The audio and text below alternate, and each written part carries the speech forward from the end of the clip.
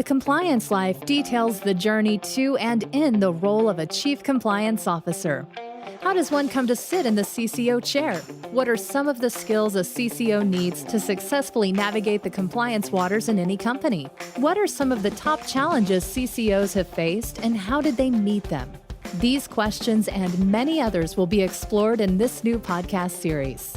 The Compliance Life is hosted by Tom Fox, and each month he'll present the story of one CCO through 4 episodes. The Compliance Life is a production of the Compliance Podcast Network. This month on The Compliance Life, my guest is Louis Sapirman, Vice President, Chief Ethics and Compliance Officer, and Chief Compliance Counsel for Panasonic Corporation of North America, the principal North American subsidiary of Panasonic Corporation. He oversees the company's regulatory and compliance function, maintaining a culture of ethics and ensuring all employees are upholding Panasonic's long-standing values in their work. Sapirman previously served as Associate General Counsel and Chief Compliance Officer for the Dun & Bradstreet Corporation. During his tenure as CCO, the company was recognized as one of the world's most ethical companies by Ethisphere. Prior to moving in-house, he worked in private practice with several law firms, including Wilmer Cutler, Pickering, Hale & Dorr, and Buchanan Ingersoll. Throughout his career, Sapirman has been recognized for his work. In both 2015 and 2016, Ethisphere Institute named him to their list of attorneys who matter in compliance and ethics, and in 2010, he was named International Employment Lawyer of the Year by the Association of Corporate Counsel. The topics we explore this month include, in Episode 1, the personal and professional journey of a CCO. In Episode 2, qualities of the successful CECO. In Episode 3, how communication can be used as a driver of culture. And in Episode 4, Sapirman looks at his crystal ball, where the profession is going into the 2020s and beyond. It's a great series, and I know you will enjoy it. The Compliance Life is a production of the Compliance Podcast Network. Hello, everyone. This is Tom Fox, back again for Louis Sapirman, with Louis Sapirman in our concluding 4th episode of our 4-part series on Louis's life in the Compliance Life. Today, we're going to take a look at that veiled land of the future and what Louis's crystal ball might show us about where the profession is going forward. So, Louis, first of all, welcome back. Thanks so much. I'm looking forward to it. Louis, we've had several really big events, not only with coronavirus and COVID-19, with economic dislocation, but even within a month of recording this podcast, the Department of Justice updated their 2020 evaluation of corporate compliance programs and have released a second edition of the FCPA Resource Guide. And one of the things that has struck me is, particularly around coronavirus, was that trends that we had been seeing have accelerated, and in some cases accelerated greatly. So I wanted to start with the trend that we certainly had seen prior to 2020 in compliance, which is data. But now with coronavirus and COVID-19, but now we have the Department of Justice really focusing on data. So I was wondering if you might be able to give us a few words about where you would see the compliance profession going down that path. Data is certainly a topic I love. I spent the first part of my career in compliance with Dun & Bradstreet, which is a straight data company. And so it's something that's close to my heart. I will say, as compliance professionals, it's not always easy to find the right data. And when we do, we start collecting it, which is great. But we have to move beyond collecting, and we even have to move beyond just metrics. I would say that we have to start thinking about data as a driver of actionable insight. What I mean by that is, when you collect that data, how is it that you are using it to explain to senior leaders in your organization or to your board the changes that the company needs to make in order to meet the future? Data is all we have to help us see where trends are going. And if you don't use those trends to actually drive change in your program and change in your company, data is actually possibly more detrimental than it is helpful. So to me, it gets beyond collection and it gets beyond straight metrics. It really gets to insight. Using data, whether it's internal data, whether it's benchmark data or otherwise, to drive insight.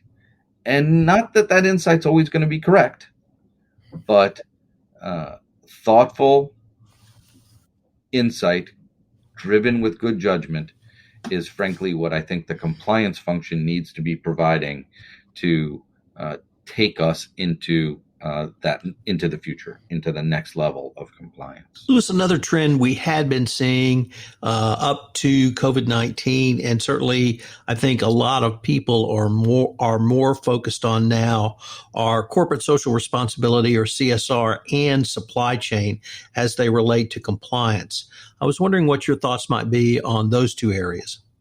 Compliance, I think, has gotten very good at seeing themselves as the leaders of what I'll call third-party compliance, doing due diligence on the suppliers and the vendors that you operate with. But what about their supply chains? What are they doing in their supply chains? How are you actually driving behavior up and down the supply chain? I think that for many years, it's been seen as procurement's role to actually work with the supply chain and ensure that the supply chain is operating smoothly. But with the expertise that compliance brings in due diligence, along with the supply chain expertise that procurement brings, I think they have to come together. If they remain separate, you're not really driving true CSR. Because the fact is that if you're looking at your supply chain from the perspective of, am I getting good quality? Am I getting good price? Those are very important business metrics, no question about it. But if you're not looking at it from the perspective of, am I doing it the right way? Then you're missing the boat on one, CSR and how the impact you're having on society as a company. At Panasonic, doing good in society is one of our business principles. And I think that coming together, that joining of procurement and compliance is something that we have to see more and more over the next couple of years, or companies will be frankly operating in too siloed a manner to meet the needs of our regulators, our stakeholders in the company, and society as a whole. Louis, as the compliance profession has grown, we have seen calls for greater professionalism. We have seen, once again, the Department of Justice even has made the professionalism of your compliance team, your compliance function, and your CCO a more of a relevant inquiry that they would make.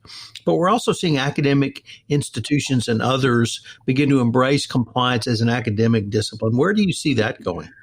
So I have for several years been an advocate of professionalizing compliance, and getting certifications is important, whether it be the CCEP or others. There are certainly other great certifications in the compliance space. But I think that in order to move the profession forward as a profession, we actually need the help of institutions of higher learning to take it seriously, and not just teach a class on ethics or teach a class on business law and think that that's compliance. It's not. We actually need programs that will bring professionals in ethics and compliance out of law schools and out of undergraduate institutions into the compliance profession in a meaningful way. So this summer, I am really proud that we were able to work with St. Thomas School of Law that has a strong ethics and compliance program. We have an intern, Brandon, who is working with us, and he's doing a great job, even remotely from Minnesota. We're based in New Jersey, but having him with us, one, to help him learn the profession, but two, to get his insights from a school of higher education that's talking a lot about the issues we're working on. There's an incredible symbiosis there. And I think that the more and more we see things like you say, the DOJ and others that talk about the profession, I think we're going to start seeing schools of higher education really embracing the concept of majors and concentrations in ethics and compliance. Louis, we've had a couple of issues that once again were certainly percolating in the last decade, the second decade of this year, but have become much more prominent after or during COVID-19. And I wanted to maybe get your thoughts on how the CICO and CCO really need to think through those. And the first is privacy. Obviously, GDPR has been enforced for a couple of years. Hopefully, at some point, we'll have privacy legislation in the United States. But the other one is trade.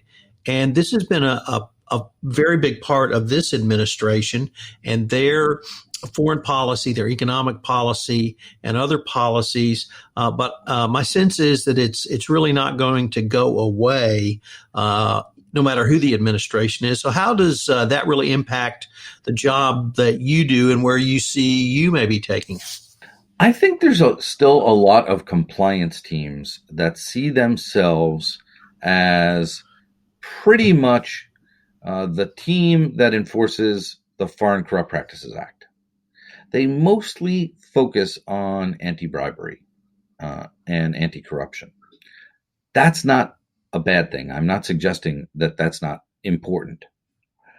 But the next generation of compliance has to do more than that, I think, for organizations, because there are emerging areas in the law and in the regulatory landscape which are as big and as hairy as anti-corruption and anti-bribery. Privacy is absolutely one of them. Clearly, with GDPR, many companies have been in the weeds on privacy for the last several years. However, the question is how many compliance teams are actively there and helping drive a culture that is privacy aware. It's one thing to have in place the privacy policies and the privacy process that you need. It's another thing to have employees that are constantly thinking about privacy as a risk, an area of risk that they should be considering. And if you are going to consider yourself a great compliance team, you want to make sure that your employees are building compliance into everything they're doing. What does that mean? Does it mean making sure that they aren't paying bribes? Of course it does, but that's not enough. They actually have to be thinking more broadly, and you have to expand your view of the universe as a compliance team beyond that anti-corruption, anti-bribery footprint to other areas. And from my perspective, privacy, although GDPR is huge, and you have the California law and now potentially amendments to that, we're not done by any means. Privacy laws are burgeoning around the world and changing constantly. It's an area of consistent and constant movement. And so I think compliance teams can play an important role in ensuring that their employee bases are staying constantly vigilant and aware of privacy issues in their space, because frankly, that's going to be as important and as large a risk to most businesses as any other going forward. I think the trade area is fascinating. You mentioned this administration's view of trade, but globally, I think it's fair to say that trade has become a fascinating issue. It's not just the U.S. administration, but countries around the world are taking a much different look about their own trade regulations and how they approach global trade. And again, if you as an organization don't have awareness throughout your employee base of the changing landscape that exists in trade controls and customs regulations, then you'll likely be missing a very large boat. And that is an area of significant risk as well going forward, that I really feel that compliance teams will need to embrace more as part of their bailiwick to truly drive the value that they need to for organizations in the future. Louis, if I could end with the obviously COVID-19 and the economic dislocation have been major influences, if not impacts, on compliance programs, but perhaps even larger has been the external cultural realities. And in a prior podcast, we talked about how Black Lives Matter had impacted you personally, but it's also impacted many corporations. And in the age of social media, where the amplification of a message, of a misstep, of a FUBAR, or of a positive step can be so much broader and so much faster.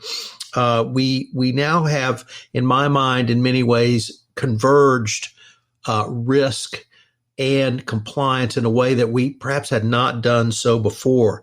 So in this work environment where we have risks that perhaps 6 months ago were not on our radar, but now are not only first and foremost, but directly implanted in front of us, sometimes even on a daily basis, what's the importance of the compliance professional to not simply understand the risk a corporation has, but help manage that risk, and even from a business resiliency perspective going forward?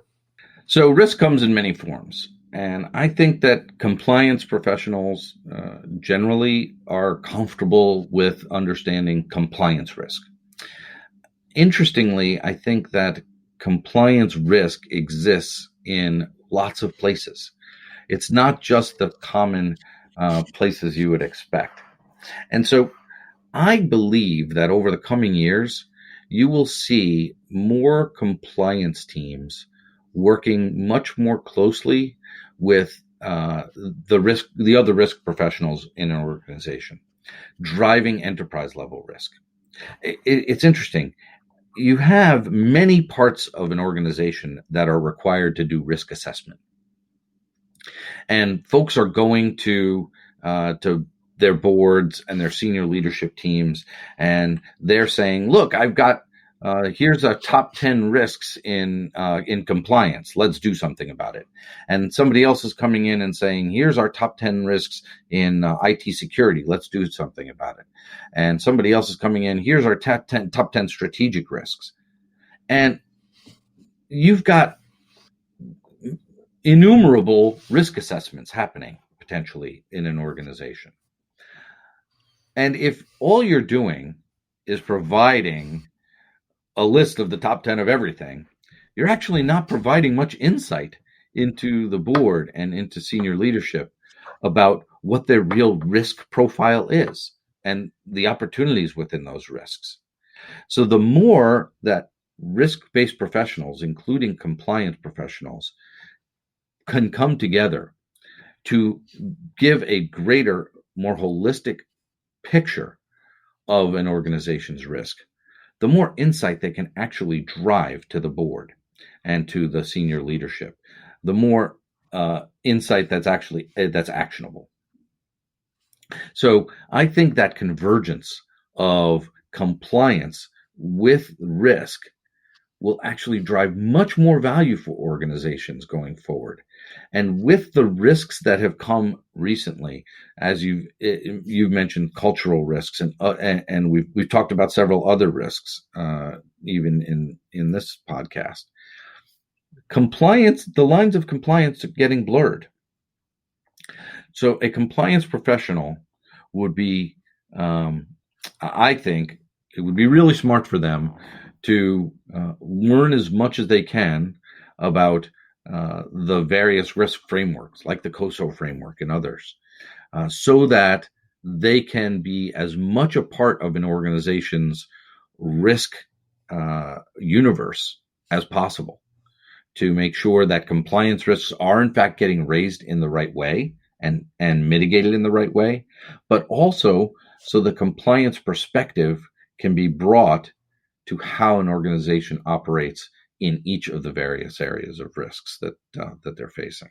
Louis, this has just been a fascinating series. I've probably enjoyed this as much as any of our listeners. So I wanted to really thank you for taking the time to visit with me for the August version of the Compliance Life.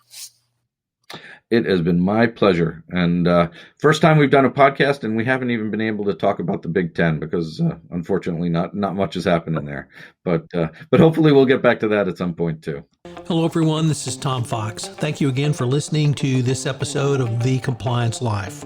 I hope you'll join me again next week, where I take up another episode in The Compliance Life.